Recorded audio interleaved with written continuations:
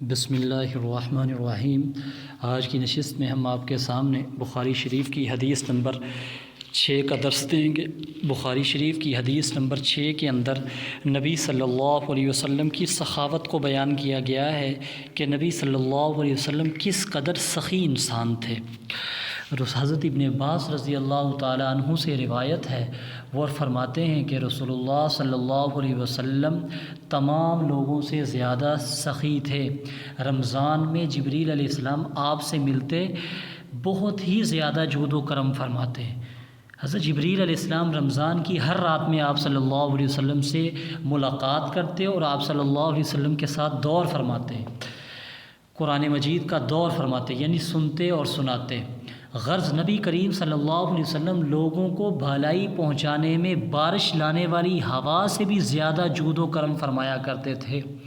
اس حدیث مبارکہ میں نبی صلی اللہ علیہ وسلم کی سخاوت کو بیان کیا گیا ہے۔ حضرت ابن عباس فرماتے ہیں، کان رسول اللہ صلی اللہ علیہ وسلم اجود الناس، کہ رسول اللہ صلی اللہ علیہ وسلم تمام انسانوں میں سب سے زیادہ جود و سخا والے انسان تھے۔ اس حدیث کے اندر جود کا لفظ استعمال ہوا ہے۔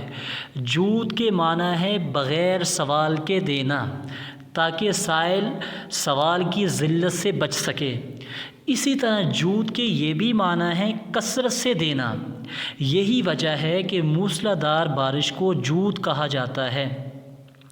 پھر سخاوت کا تعلق مال کے ساتھ ہوتا ہے، جبکہ جود کا تعلق مال کے ساتھ مخصوص نہیں ہے، بلکہ علم کی تقسیم، معارف کی تقسیم، اخلاق کی تقسیم، اسی طرح ہدایت وغیرہ کی تقسیم سب جود کے اندر داخل ہیں۔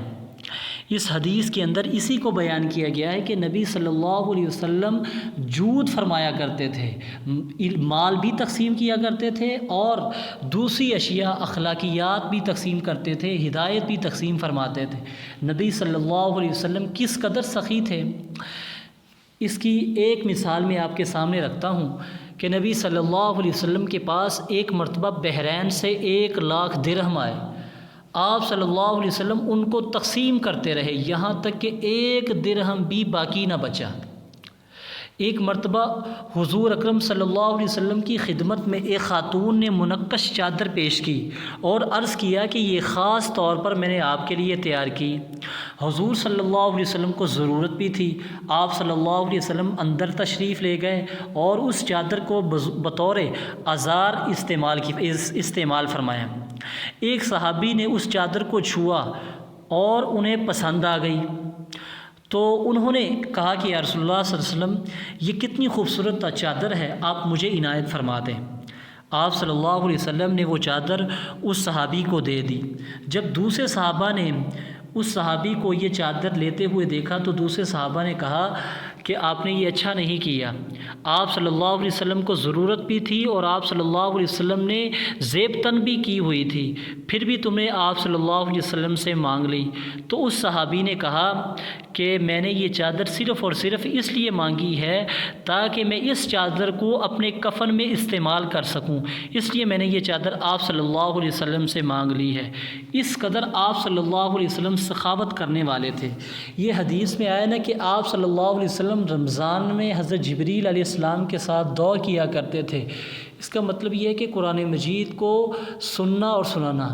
آپ صلی اللہ علیہ وسلم حضرت جبریل علیہ السلام کو قرآن مجید سناتے تھے اور حضرت جبریل کا سنتے تھے، جیسا کہ آج کل ہمارے رمضان قریب ہے، حفاظ جو ہے نا وہ قرآن مجید سنتے سناتے ہیں، اس کو دور کہتے ہیں۔ اللہ تعالی ہمیں سخاوت کرنے والا بنائے اور قرآن مجید کی تلاوت کثرت سے کرنے